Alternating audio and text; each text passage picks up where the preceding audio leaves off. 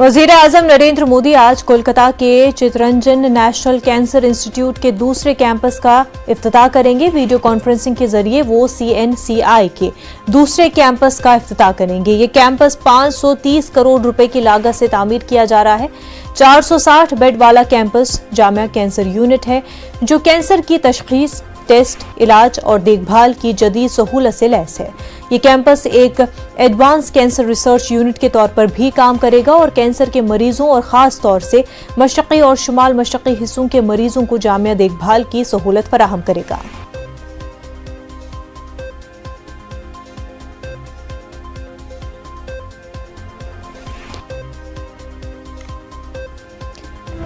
और बड़ी खबर इस वक्त की आपको बता दें, वजीर आजम नरेंद्र मोदी की सिक्योरिटी में चूक का मामला मरकज पंजाब पुलिस के अफसरों के खिलाफ कार्रवाई करने का और कर रही है।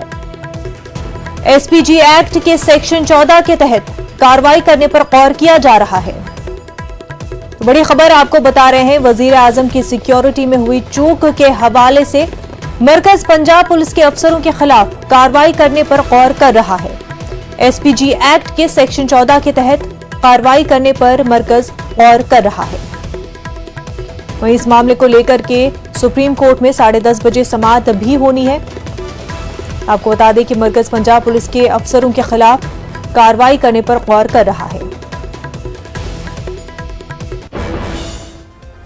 कोरोना वबा के दौरान बाहमी इमदाद और इन्हिसार का जज्बा मुस्तहकम हुआ है। मुल्क इस वबा से मुत्तहिद होकर मुकाबला कर रहा है। टीकाकारी के ऐलान के बाद हम बेहतर ताउन करें, जिससे हम कोरोना को मात देने की जानिब कदम बढ़ा सके। नेटवर्क 18 इस मुहिम में हर कदम पर आपके साथ रहेगा। जब तक सभी महफूज नहीं होते, तब तक कोई भी महफूज नहीं होगा। इसी सोच की बुनियाद पर हमारी मुहिम संजीवनी का मकसद ये यकीनी बनाना है कि वैक्सीन पाना सभी हिंदुस्तानियों का हक है।